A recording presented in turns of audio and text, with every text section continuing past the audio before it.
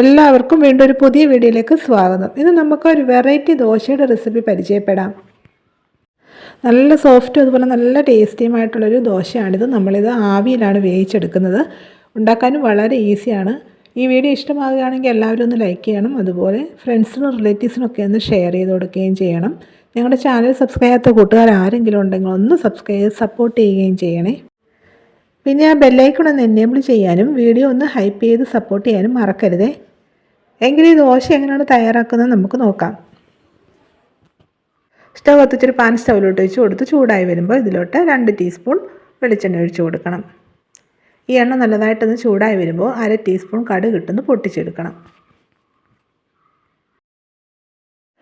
കടുകൊക്കെ നല്ലതായിട്ട് പൊട്ടിയിട്ടുണ്ട്. ഇനി ഇതിലോട്ട് നമുക്ക് പൊടിയായിട്ട് അരിഞ്ഞെടുത്ത് സവാള ഇട്ട് കൊടുക്കാം. 2 ടേബിൾ സ്പൂൺ സവാള നമ്മൾ എടുത്തിട്ടുണ്ട് കേട്ടോ. ഇനി ഇതിലോട്ട് നമ്മൾ 2 പച്ചമുളക് ചെറുതായിട്ട് അരിഞ്ഞതും കൂടാണ് ഇട്ട് കൊടുക്കുന്നത്. ഇട്ട് കൊടുത്ത് നന്നായിട്ടൊന്ന് വഴറ്റിയെടുക്കണം.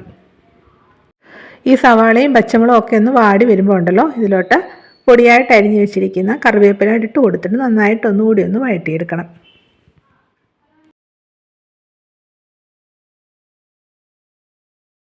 ഇപ്പോൾ ഇതെല്ലാം നല്ലതായിട്ടൊന്ന് വാടി വന്നിട്ടുണ്ട്. ഇത്രയും മതി കേട്ടോ. ഇനി നമുക്ക് സ്റ്റവ് ഓഫ് ചെയ്യാം.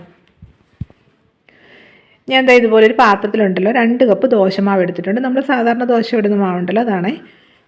ഇതിലോട്ട് നമുക്ക് വഴറ്റി വെച്ചിരിക്കുന്ന ഇൻഗ്രീഡിയൻസ് ഒക്കെ ചേർത്ത് കൊടുക്കാം.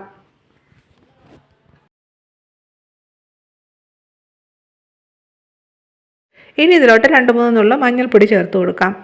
അപ്പോൾ നമ്മുടെ ഈ ദോശയ്ക്ക് നല്ലൊരു കളർ കിട്ടും. ഇനി ഇതിലോട്ട് നമുക്ക് പാകത്തിന് ഉപ്പും കൂടെ ചേർത്ത് കൊടുത്തിട്ട് ഇത് നല്ലതായിട്ടൊന്ന് മിക്സ് ചെയ്തെടുക്കാം. നല്ലൊരു അടിപൊളി ടേസ്റ്റുള്ള ദോശയാണിത് കേട്ടോ. നല്ല സോഫ്റ്റും അതുപോലെ ടേസ്റ്റിയുമാണ് ഈ ദോശ. ഒരിക്കലെങ്കിലും ഇതൊന്ന് ട്രൈ ചെയ്ത് നോക്കണം കേട്ടോ. എല്ലായ്പ്പോഴും നമ്മൾ ഒരേ രീതിയിലുള്ള ദോശ കഴിക്കാതെ ഇതേ രീതിയിലൊന്ന് ട്രൈ ചെയ്ത് നോക്കണം. എല്ലാവർക്കും ഇത് ഇഷ്ടമാകും കേട്ടോ. അപ്പോൾ നമ്മുടെ ദോശമാവൊക്കെ റെഡി ആയിട്ടുണ്ട്.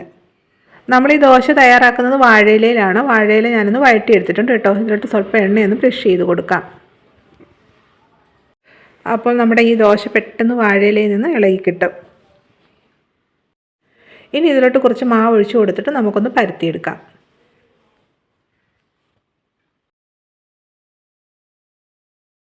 ഞാൻ എന്താ ഇതുപോലെ ഒരു പാത്രത്തിൽ നേരത്തെ വെള്ളം തിളപ്പിക്കാൻ വെച്ചിരുന്നു. ഇപ്പോൾ നല്ലതായിട്ട് തിളച്ച് ആവി വരാൻ തുടങ്ങി. ഒരു സ്റ്റാൻഡ് വെച്ച് കൊടുത്തിട്ടുണ്ട്. ഈ സ്റ്റാൻഡിൻ്റെ മുകളിലോട്ട് നമുക്ക് ഇത് വെച്ച് കൊടുത്തിട്ടൊന്ന് വേവിച്ചെടുക്കാം.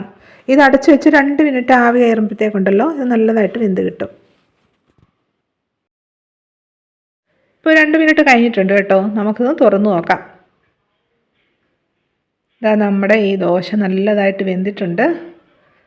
കയ്യിലൊന്നും ഒട്ടുന്നില്ല. നന്നായിട്ട് ഇത് വെന്തിട്ടുണ്ട്. അതുപോലെ ഇലയിൽ നിന്നുണ്ടോ പെട്ടെന്ന് തന്നെ ഇളകി വരികയും ചെയ്യും. നല്ല പെർഫെക്റ്റായിട്ട് തന്നെ നമുക്ക് ഈ ദോശ കിട്ടിയിട്ടുണ്ട്. ഇത് പാത്രത്തിൽ നിന്ന് മാറ്റിയിട്ട് ബാക്കിയുള്ളതും കൂടെ ഇതേ രീതിയിലൊന്ന് വേവിച്ചെടുക്കാം. കറികളൊന്നും ഇല്ലെങ്കിൽ തന്നെ ഇത് കഴിക്കാൻ നല്ല ടേസ്റ്റാണ് കേട്ടോ. ഇപ്പോൾ കറികൾ അത്യാവശ്യമാണെന്നുണ്ടെങ്കിൽ നമ്മൾ സാധാരണ ദോശയ്ക്കൊപ്പം കഴിക്കാനുള്ള എല്ലാ കറികളും അതുപോലെ ചട്നിയും എല്ലാം ഇതിൻ്റെ കൂടെ വളരെ നല്ലതാണ്. ഈ ദോശ ഉണ്ടല്ലോ എത്ര സമയം ഇരുന്നാലും നല്ല സോഫ്റ്റായിട്ട് തന്നെ ഇരിക്കും കേട്ടോ. അപ്പോൾ നമ്മൾ ഈ ദൂരയാത്രയൊക്കെ ചെയ്യുന്ന സമയത്തുണ്ടല്ലോ ഇതുപോലെ ദോശ ഉണ്ടാക്കി ആ ഇലയിൽ നിന്ന് ഇളക്കാതെ തന്നെ കൊണ്ടുപോവുകയാണെങ്കിൽ നല്ല ഫ്രഷായിട്ട് തന്നെ ഇരിക്കും കേട്ടോ. ഒരു പ്രത്യേക ടേസ്റ്റിലുള്ളൊരു ദോശയാണിത് കേട്ടോ. നിങ്ങളെല്ലാവരും ഒന്ന് ട്രൈ ചെയ്ത് നോക്കണം. എല്ലാവർക്കും ഇത് ഇഷ്ടമാകും. കുട്ടികൾക്കും വലിയവർക്കും എല്ലാം ഇത് ഇഷ്ടമാകും. ഒരിക്കലെങ്കിലും ഒന്ന് ഉണ്ടാക്കി നോക്കണം. ഒരിക്കലുണ്ടാക്കി നോക്കിയാൽ നിങ്ങളിത് വീണ്ടും വീണ്ടും ഉണ്ടാക്കി കഴിക്കും. അത്ര നല്ല ടേസ്റ്റി ആയിട്ടുള്ള ദോശയാണ്. എല്ലാവരും ഇത് ഉണ്ടാക്കി നോക്കണം. ഉണ്ടാക്കി നോക്കിയിട്ട് നിങ്ങളുടെ അഭിപ്രായങ്ങൾ കമൻറ്റ് ചെയ്യാൻ മറക്കരുത് കേട്ടോ. ഈ വീഡിയോ ഇഷ്ടമായെങ്കിൽ ലൈക്ക് ചെയ്യാനും ഷെയർ ചെയ്യാനും അതുപോലെ ഞങ്ങളുടെ ചാനൽ സബ്സ്ക്രൈബ് ചെയ്ത് സപ്പോർട്ട് ചെയ്യാനും മറക്കരുതേ. വീണ്ടും ഇതുപോലെ പുതിയ വീഡിയോ ആയിട്ട് വരുന്നതായിരിക്കും. ബൈ.